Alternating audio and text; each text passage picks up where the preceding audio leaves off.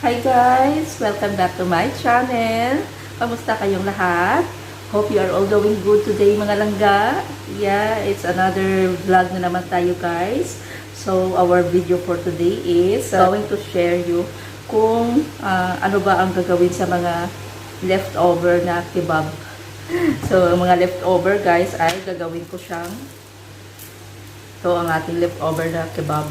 So, gagawin ko siyang pasahog sa aking pansit. So, ito ang ating mga ingredients guys. Ating gagawin na another recipe. Hindi mo na siya recipe, ano? Another food na magawa mo guys, no? Pansit. Simple pansit guys. Gamit ang ating leftover na kebab. So, ito ang ating kebab guys. Ito ang ating boiled noodles. And then we have cabbage, strip carrots, and then we have these bell peppers, green and red, onions and garlic, and we have these chicken cubes. So ganun ang ating ingredients guys. I-cut ko na into small pieces ang ating kebab. Okay, mega love shout out everyone. So luluto na tayo guys kasi kain na ay gutom ng inyong maninay dire.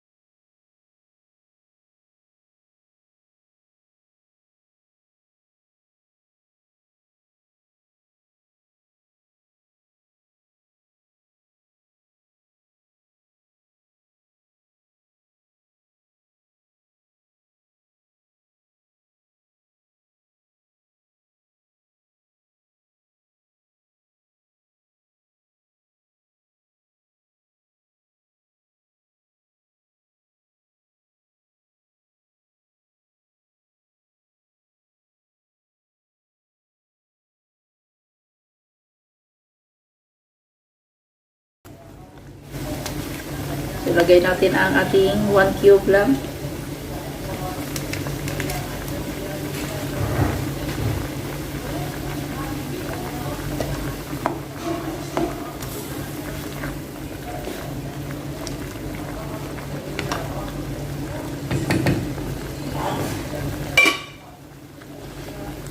Lagay natin ang ating carrots.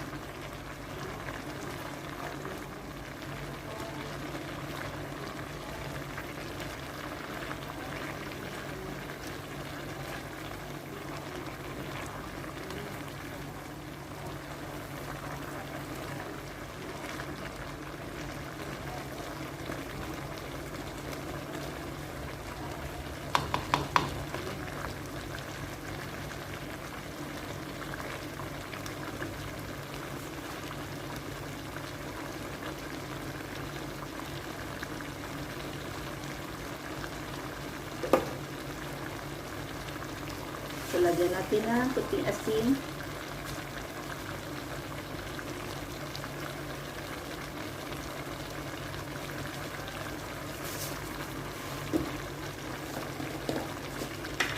And black pepper.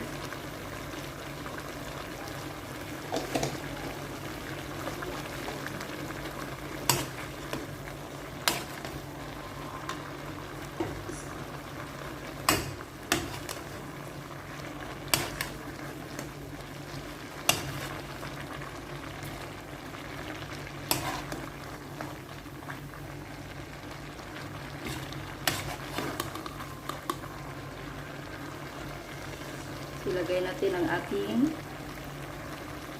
cooked noodles.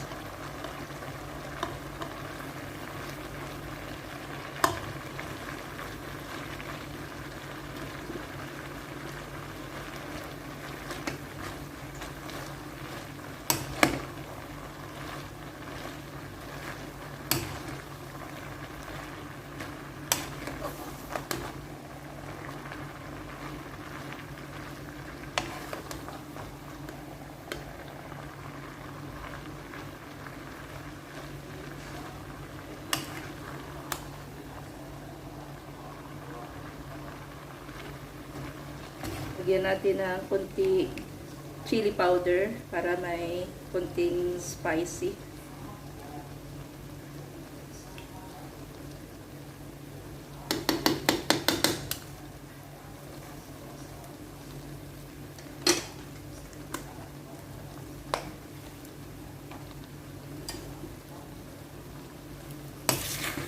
So ready na guys.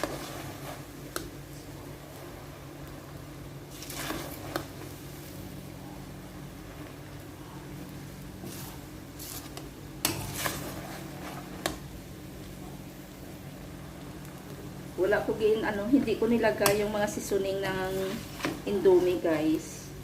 Kasi iwas tayo sa mga preservatives.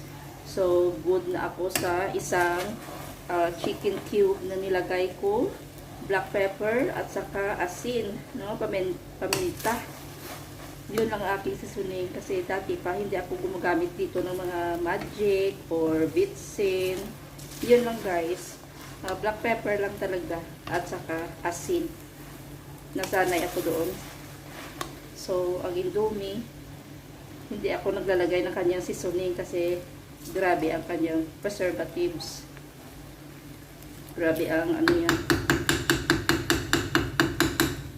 So, ready na. So, ito na ang ating pansit. Ang ating mga sahog ay ang mga leftover na kebab, chicken at saka laham.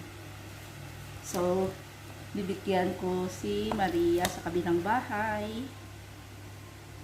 Share.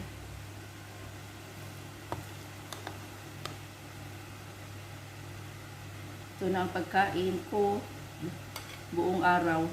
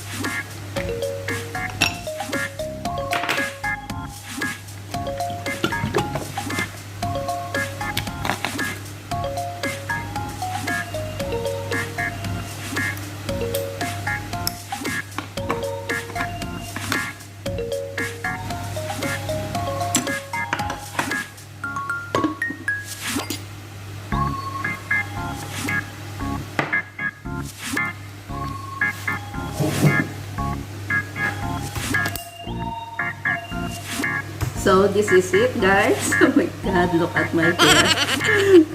So, tapos na tayo nagluto. Nakabigay na ako doon sa kabilang bahay. Ito na, kakain na tayo. And you know what?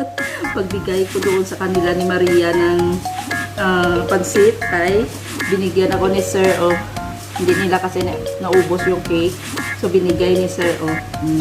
See? Paano ba? Sa diet ko talaga, oh. Ang dami na pagkain, oh. Tatapon ng ito pag hindi na maubos. So, cake kasi andyan ang kanyang baba. So, binigay sa akin. So, ito na. So, this is it. So, ganun ang video natin. No? Simple lang ga. Pang ano tayo para may pang ano naman na tayo. So, this is my way. Kung may mga leftover ako ng mga kebab, guys. So, ginagawa ko siya. Nilalagyan ko ng indomie para magiging pansit. Para no need na mag-rice tayo, no? Because it's already complete. May noodles na. So, may mga sahog-sahog na. So, healthy na rin. So, this is it. And thank you so much for watching my vlog. Please don't forget to hit like. And I would appreciate if you leave some comments. So, thank you so much guys for watching my video. Please don't skip my ads. And see you again on my next vlog. Have a great day everyone. Or have a great night. Enjoy your day. And be safe, okay? God bless. Thank you for watching.